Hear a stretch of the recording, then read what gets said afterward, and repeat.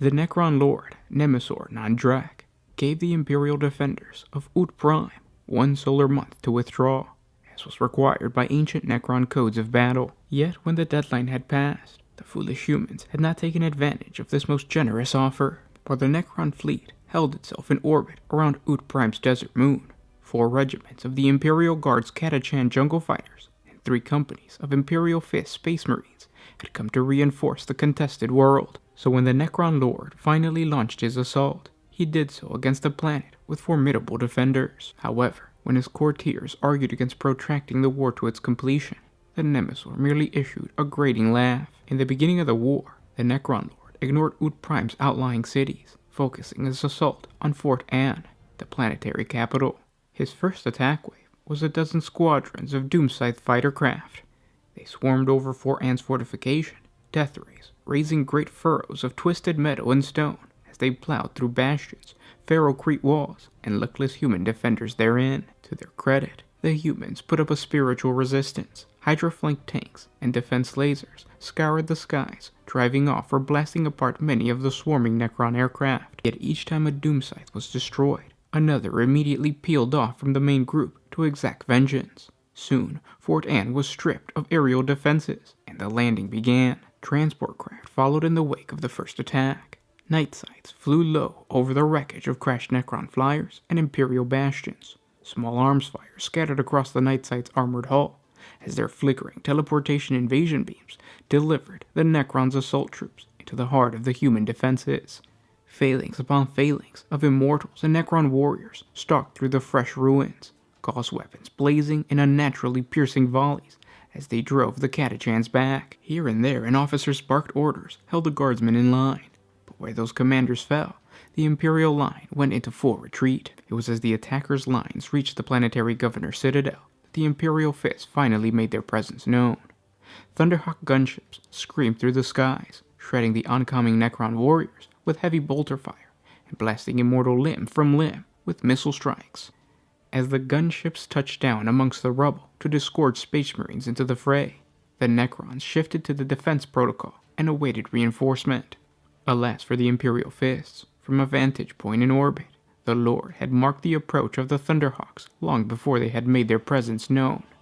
Thus, even as the roar of bolter fire echoed through Fort Ann's ruins, a shadow fell over the battlefield as the massive Necron megalith descended. The megalith was no ordinary war engine, but a vast floating fortress. Green fire lanced out from its flanks, blasting Thunderhawks from the air or crippling them to the ground. As the shadow grew larger, chunks of the megalith's understructure broke away, the blocks falling lazily to the ground. They were no mere wreckages, but monoliths detaching from the mothership's hull. As each touched down, it added firepower to the barrage assailing the Imperial Fists. The Space Marines must have known that they were doomed, but duty and stubborn tenacity made them redouble their efforts. Las cannon and multi-melt of fire flickered through the ruins, the beams converging to pierce the monolith's necrodermis hulls. Assault squads threw themselves at the Necron phalanxes, chainsword teeth screaming as they ripped through living metal bodies. However, the megalith was now close enough to the ground to bring its invasion beam into play. Ghoulish Viridian lights flickered over the battlefield as the teleport beam activated, delivering doomsday arcs, legions of Necron Immortals, as well as the Lord and his personal Lich Guard, into the thick of battle. Those Space Marines that yet survived now withdrew to the planetary governor's citadel, but 3 doomsday arcs converged their fire to the great adamantium gate.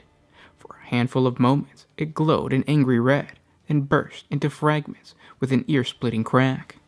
As the Imperial Fist fell back deeper into the citadel, the Lord raised his war sights in salute to the doomed foes. Then the scythe went down, and the Nemesor led his triumphant army of the Undying through the ruined gates. Shortly thereafter, Fort Ann had fallen. The rest of Ut Prime would soon follow, and another world would be added to the territory of Gidrim and the growing personal domain of Nemesor Zandrak. The Space Marines would continue their struggle against the Necrons, this time in the Orpheus sector, in the edge of the Segmentum Tempestus, when the Minarch dynasty reached its intended strength, attacking the Imperial sector. The attack was preceded by a communication blackout, which left the Orpheus sector cut in two. The Necrons advanced in 2 distinct lines of battle, one invading the sector from the outer darkness, with a second line entering the sector from the galactic south and the territories of their former Layak sector. Unable to call for help, the entire eastern half of the Orpheus sector succumbed quickly, with only the Space Marines of the Angel's Revenant chapter putting up a true fight. But even their sacrifice was not enough to stop the Xeno advance. 100 solar days after the Minarch offensive began, the silence was broken and a tide of atmospheric warnings and distress signals reached the Orpheus sector's capital world of Amora Prime. Only now realizing that it had come under attack, the Imperium mobilized its vast armies. Unfortunately, it could not prevent the Drusilian subsector from being overrun. Led by their greatest nemesis, Macklin Kutlak, the Necrons inexplicably stopped their advance after 100 solar days. As tradition demanded it, their enemy would be given 2 cycles of the ancient Necron tier moon to prepare themselves to meet their death. The Orpheus sector's Imperial Governor, Calibor Lan, used this time to turn his world, Amora Prime, into a fortress, stripping other worlds of their defenses and transferring them to Amora. Crusading forces and reinforcements allotted to the purge of the chaos-ridden Chimerium system were rerouted to Amora, including the armies drawn from the Necromundan regiments and the fearsome Death Corps of Krieg of the Imperial Guard. Most importantly, perhaps, the entire Space Marine chapter, the Minotaurs, under their chapter master, Asterion Moloch, joined the defenders of Amora. And yet, this stronghold of Imperial might was laid low in a single solar day, when the Necrons almost entirely destroyed the powerful battle fleet defending Amora, and landed their troops unopposed on the surface. Had it not been for the desperate counterattack of the Minotaur's chapter fleet, and the stoic resistance of the Death Corps, total victory would have been achieved. Yet through great sacrifice and bloody determination, Moloch faced Kutlak on the bridge of his tomb ship, Dead Hand. The Minotaur's chapter master and his elite First Company veterans succeeded in wounding Kutlak before being sucked into the void. Having not anticipated this level of stubbornness amongst their foes, the Necrons retreated with something akin to respect for the vermin which had settled upon their world. For the Imperium, however, the losses of the Battle of Amora proved so severe that the sector had to be abandoned and officially dissolved as a Sector Imperialis. The fighting continued, however, as the Undying Legions progressed to the Galactic West, and the Imperium tried to salvage what it could from the remains of the Orpheus sector. The Space Marines would get their revenge on the Necrons on the mining world of Damnos in the Ultima Segmentum. A Necron tomb world was discovered on the city of Mandos Prime when a fusion station was under repair following severe seismic activity. The Adeptus Mechanicus tech priests rapidly claimed the rights to the Xeno artifacts and extradited several specimens to the nearby Forge world. Soon after, under a wave of atmospheric interference that clouded the entire northern hemisphere of the planet, the Necrons emerged from their tombs. The planet went on alert, but the threat was incomprehensible. No warning had been received from the fallen hive cities, and any reconnaissance units deployed never returned. As more hive cities toppled to the unknown invaders, word of the assault finally got through to the planetary governor, who deployed every regiment under his command. Within 6 solar months, almost all of Damnos' Manufactorum hive cities were in ruin, and the planetary capital of Kellenport finally fell to the Necron forces. The second company of the Ultramarines answered the planet's distress call. The strike cruiser, Valen's Revenge, arrived just as the final Necron assault on the world's capital city of Kellenport began. Aboard was Captain Cato Sicarius, who ordered the cruiser to move into low orbit above Kellenport to begin the ground assault. The second company launched in 3 groups of drop pods. The first, with Captain Sicarius, struck the Necron forces in the very heart of their siege lines, scouring the machine warriors from the capital city's outer walls. The second group of the Ultramarines, under the command of Chief Librarian Varro Tigurius, hit home amidst the Necron Gauss cannons and Gauss pylons, whose fire was raining down upon the remaining Imperial defenders of the capital. And the third wave of Ultramarines, consisting entirely of unmanned Deathwing drop pods, slammed into the broken rubble outside the besieged capital, firing waves of missiles into the Necron flanks. The first strike force advanced against the Necron command node. Their target was the Necron Lord commanding the assault. Captain Sicarius assaulted his position with his most experienced battle brothers and the dreadnought Agrippan. Sicarius was badly wounded in the assault, and for a moment it looked like the Necrons would earn the victory. But the dreadnought attacked the Necron Lord, and with a single blow he destroyed the nefarious enemy commander. With their leader, the only true sentient Necron, destroyed, the Necrons reverted to their secondary command protocols and began to retreat. Captain Sicarius was taken to the strike cruiser's medical bay, and Tigurius took command over the remaining Ultramarines. Later, Tigurius and Agrippan were forced to acknowledge that Damnos was lost to the enemy. They initiated an evacuation of as many of the planet's inhabitants as possible. When the new Necron assault began, most of the planet's inhabitants were already gone, and only the Ultramarines and the Kellen port-based regiments of the Astra Militarum were still on the ground. The Ultramarines defended the city valiantly, slowly falling back to the spaceport as the last Thunderhawk gunship landed to evacuate the survivors. Only 40 Space Marines and 20 Guardsmen were still alive. In the final moments of the battle, the dreadnought Agrippan fell, pinned down between a dozen streams of Gauss cannon fire. As the Thunderhawks sped Tigurius and the last of the Imperial defenders to the safety of Valon's Revenge, Agrippan's internal plasma reactor went critical, and the resulting explosion destroyed Damnos' capital city and every Necron within it. Later, Damnos was bombarded by the vessels of the Imperial Navy from orbit, destroying the planet's surface and ending the Necron threat on Damnos, at least as far as the Imperium was aware. Since Sicarius and his men were able to evacuate large swaths of the world's population from certain death, the mission was not a complete failure. However, the Ultramarines failed in their primary objective of destroying the Necron threat that had emerged on Damnos. Sicarius was determined not to let such a slight go unanswered for so long. For the first time, he had tasted bitter defeat in battle, and it was a black mark that would twist within his heart for the next 25 standard years. In future battles, the violent displays of courage became reckless to the point of unnecessarily endangering the lives of his men, and every victory after Damnos rang hollow to him. Despite the Inquisition's effort to suppress all knowledge of the Necrons' re-emergence into the galaxy, the Imperium's faith in its military supremacy was shaken by the news that spread across the galaxy, and that the Xenos had overcome both the Imperial Guard and the Ultramarines at Damnos. Eventually, reports of the loss of Damnos made their way to Terra, where both the Fabricator General of the Adeptus Mechanicus and the High Lords of Terra decreed that the Ultramarines must return to Damnos and eradicate the Necron threat once and for all. 25 standard years after the Damnos incident, this Imperial order was brought to Macragge by the experienced Deathwatch strike team led by Squad Lazarius.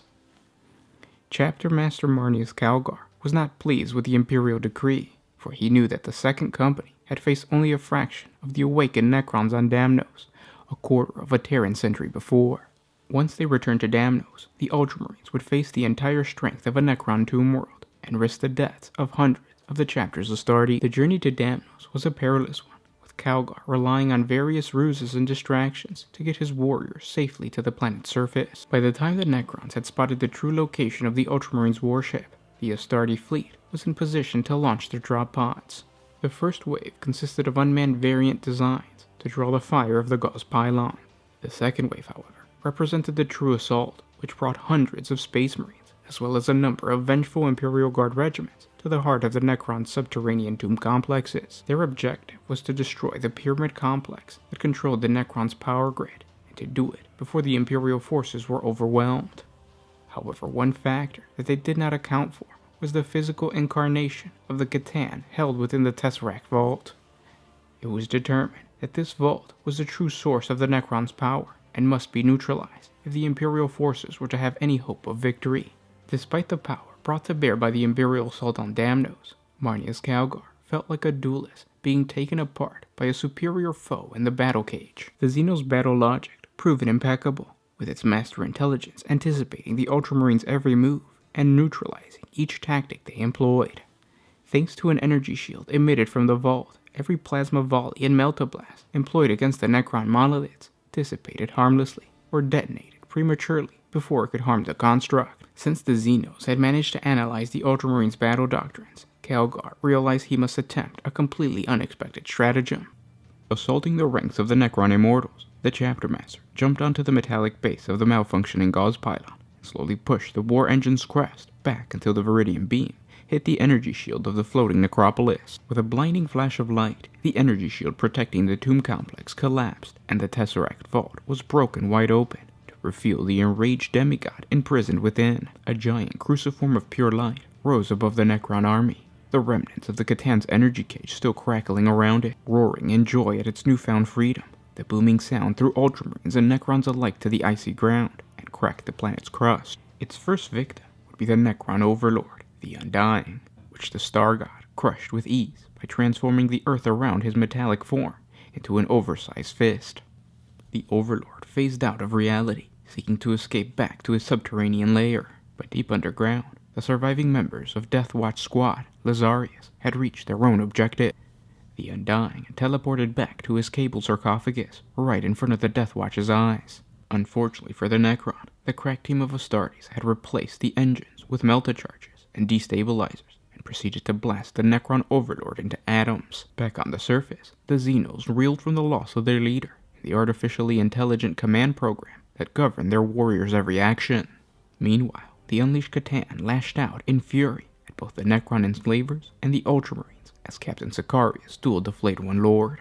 After ramming his power sword into the powerful Flayed One's torso, Sicarius summoned 25 Terran years of anger and frustration into the final burst of strength. He unclipped the vortex grenade that had been given to him earlier and activated its weapon before throwing it at the enraged demigod hovering overhead. The grenade detonated and formed a spiraling orb of nothingness as its unstoppable force sucked the Catan into the warp before collapsing and winking out of existence. Sicarius felt a great weight lift in that moment as he realized both he and the Ultramarines had been redeemed for their original failure on Damnos in the sight of the Emperor. Over the next few solar days, the Imperials eliminated the surviving Necrons with grim efficiency.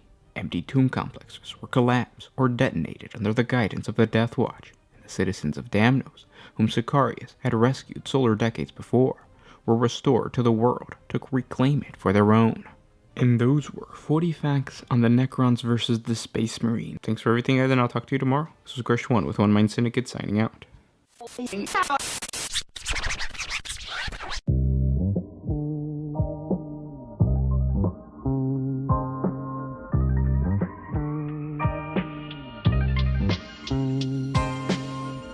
Always used to put my freedom first in any situation.